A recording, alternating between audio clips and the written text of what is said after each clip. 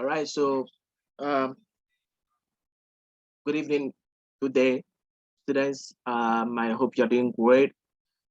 Bonjour à tous et à toutes. J'espère que vous allez bien. Soyez le bienvenu à cette cours en ligne. Ce cours est prévu pour les étudiants de Actuarial Science, les étudiants d'Actuaire en troisième année. This online lecture is for level 100 Actuarial students. I hope you guys are doing well. Without wasting my time, let's jump in. But before I do, I want to share my screen with you so that you can follow along as I speak on the subject we are going to do today, right? So stay tuned as I share my screen with you. All right, so what I'm going to do next is I'm going to now increase the fonts so that it will be easier for you to follow along. All right, so let's see. I'll make this 18 so that it will be clearer for you as you follow along. Okay, so for this lecture, we want to basically look at the role of an actuarial scientist, le rôle d'un actuaire. So your name as an actuarial scientist in French is un actuaire. Okay, actuaire. Okay, quel est votre rôle? What is your importance? What is your role to industry? And why are you studying actuarial science? So basically, that's what we want to focus on today. So first, we want to look at the definition of what actuarial is, the description of the work, and then what you need to do to qualify as an actuarist or an actuarial scientist. Okay, so let's dig in. Now, l'actuaire est un haut technicien de l'assurance. So, haut technicien de l'assurance simply means a high technical expert in insurance. So, the actuarist is a technical expert in the field of insurance. Okay, il réalise des études économiques, financières et statistiques pour mettre au point des contrats. So, an actuarist is a student of economics, finance, statistics, and he combines these fields of studies in order to be able to underwrite insurance contracts, mainly, okay? Il évalue les risques, le cours et la rentabilité. So another key role of the actuarist or the actuaire is he evaluates risk, cost, and the profitability of underwritings, insurance underwriters. So it is a role of the actuaries to what? Evaluate risk, cost implication, and the profitability, la rentabilité des contrats d'assurance. Okay. Now let's look at the description du métier. Let's look at the actual description of the work. Okay. L'actuaire intervient en amont de la conception du contrat. So they mainly get involved in the conception of underwritings. They write policies. They have to write the policies, look at the risk factors, the cost of the policy, and the profitability of the policy. So they come up with the policies, insurance policies. And so, ils interviennent dans la conception des contrats d'assurance. OK? Donc, il intervient, OK? So let me say, il intervient, let me take this away from there. Il intervient dans la conception des contrats d'assurance. So that is one of their key roles. They actually take charge of writing and conceiving insurance contracts, okay, insurance policies. Ils participent à l'élaboration, notamment sur le plan technique, définir les règles des barèmes de la tarification. La règle des barèmes de tarification, they design the barème de tarification. That is, the tariff is taxes or financial payments to be made. So they to be made. So they design the ratio of taxes or the ratio of payment to be made. So the barème is the structure of payments, tarification to be made. All right. So leur rentabilité. So whatever structure or payment structure that they come up with, it has to be profitable. Okay. So whenever they write a policy, they design a barème de tarification, payment premiums, as we call it. And these payment premiums have to be profitable to the company. So they have to come up with, or they have to design a barème de tarification or payment structure that will make it also profitable to the company. Okay. L'actuaire joue aussi un rôle majeur dans la décision d'accepter un contrat, de partager les risques en co-assurance ou de réassurer les risques auprès d'une compagnie d'assurance. So they also play a formidable role, a major role in deciding the type of contract to write, or that type of policies to write, how to share the risk of the policy, how to reinsure the policy, how to co-insure the policy, and the risk factor that is involved for the company. So you need an actuary to actually calculate the risk factors that are involved in writing the policy. So if your actuary is not good and they come up with a policy and they don't look at the numbers carefully, it could cost the whole company its resources. So that's how important actuaries are to insurance companies. Okay, so let's go on. Son expertise est aussi demandée. His expertise or her expertise is also required. So aussi demandé par the bank. So you are also very useful to the banks.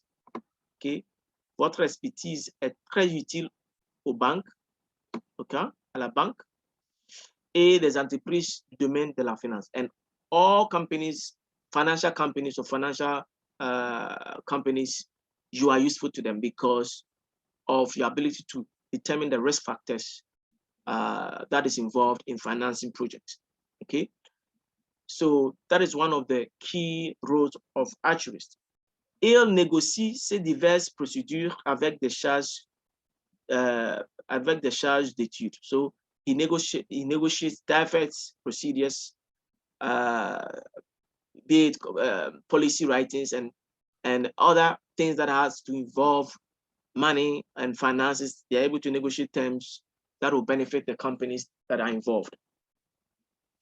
Il intervient dans la gestion financière des cotisations placées en épargne. So they also help in managing monies contributed in savings. So they contribute to managing the numbers or monies that have been contributed by policyholders into a particular account. Okay, to know how to use these monies, to know the risk factors involved in using these monies. And so their role is very critical, and they serve the bank, they serve financial institutions, the financial sector, and insurance companies. So your role is not just with insurance companies, you play more roles in the financial sector and even in the banks, which I think gives you a wider opportunity in your field. Et recherche et centralise les données, élabore et présente les résultats des analyses sous forme de tableaux, barèmes et formules. So he does also research and then also gathers data, elaborate and present results and results of this analysis in the form of tables. Barèmes are what we call charts and formulas. Okay. L'actuel travaille le plus souvent au siège d'une compagnie d'assurance. So they work often in insurance companies avec des déplacements auprès des réseaux d'exploitation. La plupart des activités basées sur les calculs impliquent l'utilisation des outils informatiques. So most often, actuaries also have to learn some key softwares to use in their work. So you see, once again, even though you are actuaries, you also have to learn some IT and computer science to be able to make you more functional in your work. Outre cette activité technique, l'actuaire a des responsabilités d'encadrement. So you also have managerial responsibilities. They can put you in charge of managing huge sums of money because they know your ability to take risk, and then you are able to really moderate that, moderate and then really oversee huge amount of money so that the money will be put to good use. L'organisation de son travail s'effectue en toute autonomie. And one key role of actuaries is that they work, they have the ability to work with autonomy or with less supervision. Okay. Il opère dans les sociétés d'assurance, les caisses de retraite. Les caisses de retraite here is retirement funds, okay, caisses de retraite, et de prévoyance, okay, and financial forecast, okay. Les sociétés de bourse, that's the that is SEC, that is the social security field, or the forest sector, the forest bureaus, and then the forest institutions, les institutions financières, the financial institutions, economics, the economic sector, and the banks. Okay, so quelles sont les compétences et les qualités requises pour un actuaire? What are the competencies and the qualities required of an actuarist? One, an actuarist, il doit maîtriser les mathématiques et les statistics. Every actuarist must be able to have strong mathematics background and statistical background. Very strong background in mathematics and statistics. Deux, très bonne connaissance en droit, fiscalité et économie. He also has to have good knowledge of law, finance, and economics. Okay. Ensuite, trois, avoir un réel goût pour les chiffres. He has to have a real taste for numbers. If you're somebody who doesn't like numbers, you have no business doing actuarial science, because you'll be tired of numbers, and you have to have great fun, you have to be good with numbers to be able to stay in the field. Perfect connaissance des outils informatiques. Okay, you also have to have great knowledge of ICT tools, computer science tools that can be used, or computer science or computer softwares that can be used in analyzing finances in this area. Okay, bon esprit d'analyse et de synthèse. You have to have good analytical and synthetical skills. You have to be able to analyze fluently and be able to have an analytical mind. La maîtrise de l'anglais est indispensable. And this year, I will also say la maîtrise de l'anglais et le français. The mastery of English and French, or any foreign language, okay, is very critical. The reason why you need to learn a foreign language beside your core area of expertise is that it gives you the leverage to work outside of your country.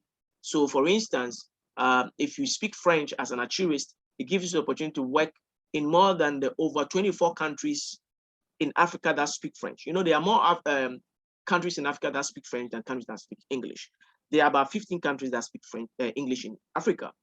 Majority of the countries in Africa speak French. So if you have the ability to speak French and you have mastered your field, you can be able to serve these countries that are francophone and that speak French. So that is one indispensable area that you cannot overlook. All right. Lastly, you have to have bonne aisance rationnelle. You have to have rational. You have to be comfortable with rationality. You have to be able to reason well. You have to be able to really function reasonably in your field. Okay. Quelles sont les missions d'un actuaire? What is the mission? What is the role? What is the mission of an actuarist? Now, les missions d'un actuaire sont variées. The mission of an actuarist is very varied. Elles dépendent de la structure de l'entreprise et recueillent et analysent toutes les informations. Okay, they receive and analyze all the information necessary to arrive at creating a formidable policy. Okay, donc elles recueillent et analysent toutes les informations nécessaires pour parvenir à la création de contrats d'assurance. So that's one key mission of an actuarist, which you have to take note of. Il recueille et analyse toutes les informations nécessaires, all the necessary information, pour parvenir à la création de contrats d'assurance. De ce fait, il évalue les risques potentiels pour la compagnie d'assurance. So So they evaluate the potential risk for an insurance company grâce à des outils et des logiciels de probabilité et de statistics. So thanks with the use of ICT tools and softwares, they are able to, that in the area of probability and statistics, they're able to evaluate the potential risk of policies to companies, insurance companies. And that is one of the reasons why they need to be abreast with these ICT tools and softwares to be able to help them in the analysis. Grâce à son analyse et à toutes les informations dont il dispose, il a également pour mission de conseiller les assureurs. So he has another role to actually advise insurers. Okay, they have a fundamental role to advise insurers, businessmen in insurance, and how to go about their policies and how to draw their policies in order for them not to go or to fall or to go at a loss. Okay, that they also act as advisors, conseillers. Okay, un conseiller, they act as advisors. Dans les cas où un contrat ne serait plus adapté, ils réalisent de nouveaux calculs pour trouver la formule adéquate pour l'assuré et pour l'entreprise. So in a case whereby initial calculations would hurt a company, they recalculate they recalculate the policy to ensure that the company does not go into debt. Okay, so it's just your role to insurance companies and in the financial sector is so key that you guys we cannot just do away with you, but you have to be more useful to the marketplace by adding value. And one of the values you can add is by learning a foreign language and by going through or mastering the 6 or 7 qualities we've mentioned above. Now, the salary varies, okay, but I wouldn't go through the salary, but I believe that actuaries are paid handsomely because of the nature of their job. They manage huge amounts of money, and as a result, they are paid handsomely. Okay. Quelle formation pour devenir actuaire? What is the training or education that you need to actually undertake in order to qualify as an actuarist? Un actuaire généralement effectué un parcours universitaire. You have to go to university et obtenu un master. You have to also to be a force to reckon with. You have to get a master, okay, which is equivalent to un bac plus 5. Bac plus 5. Now, bac plus 5 is actually baccalaureate SSC plus 5 years. 5 years meaning that SSC 4 years of degree and 1 year of masters. Okay, un master. Okay, that's what it means. Okay, bac plus 5. Okay, cependant, d'autres parcours sont envisageables à condition d'avoir suivi une spécialisation en actuaire, mathématiques ou statistiques, de nouveau bac plus 5. Okay, so these are mainly you need a master's degree, that is a bac plus 5. Okay, quelles sont les perspectives d'évolution pour un actuaire? L'actuaire peut être très vite évalué vers une fonction de responsabilité actuaire ou responsabilité de services techniques ou gestion attentive. Okay, now let's look at some of the vocabularies in the actuarial phase and in the actuarial field. We have assurance décès, death insurance, assurance vie, life insurance, assurance santé, health insurance. Now, what you need to know here is that you have to know how to say these in French. Okay, so life insurance, what is life insurance? What is health insurance? What is death insurance? How do you say it in French? So it's very important for you to know how these things are said because they are vocabularies in your field and you need to know the equivalence in French. So I would just say that if you are able to concentrate on whatever I've shared today, I should think you should be fine with it. Okay, it's a very short presentation, and I believe that if you follow the essentials of what I've talked about, it should serve you well. All right. So having said it, we come to the end of this online lecture, and I believe that if you follow through it, it's going to serve you well. Once again, I would want to go through the structure of your exams. First off, you know obviously that you have to go through the listening comprehension, which is 10 marks.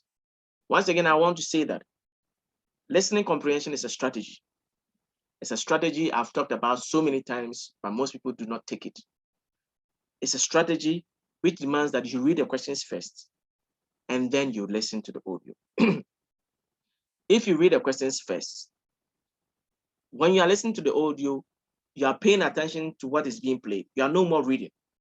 You can only do one thing at a time.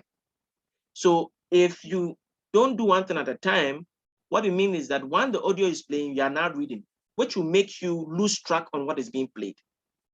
Okay, so it's so important for you to read the questions before the audio is played. The questions should be distributed to you 5 minutes before the audio is played, and that would help you to read through as many times as possible. Again, after the orals, you also have the written comprehension, where you have a test, where you have to read, understand the test, and respond to questions as usual. And after that, we have the lexical or the vocabulary section, where you have to understand all the vocabularies that you use during the semester to answer some few questions. Again, we also have the grammatical aspect, where this semester we look mainly at two tenses, that is the passé composé and the parfait. If you know how to use these tenses, I guess you'll be fine. Lastly, you will look at the production écrite, which gives you an opportunity to express yourself in written form. Now, for the production écrite, you are supposed to write, but we have done the CV. Everybody knows how to write a CV now. We have done une lettre de motivation. We have done je cherche un emploi, looking for a job, je passe un entretien, how to pass an interview, mon premier jour en entreprise, my first day at work. We've looked at these things, and I believe that any question that will be posed concerning these areas, you should be fine to answer them. And obviously, the last part is what I've just shared with you, your technical area. And if you go through this lecture and then you study what I've given you, I think that you should be fine. So having said it, I want to wish you all the best in your exams, and I hope you come off with flying colors. See you another time. Bye-bye. Au revoir.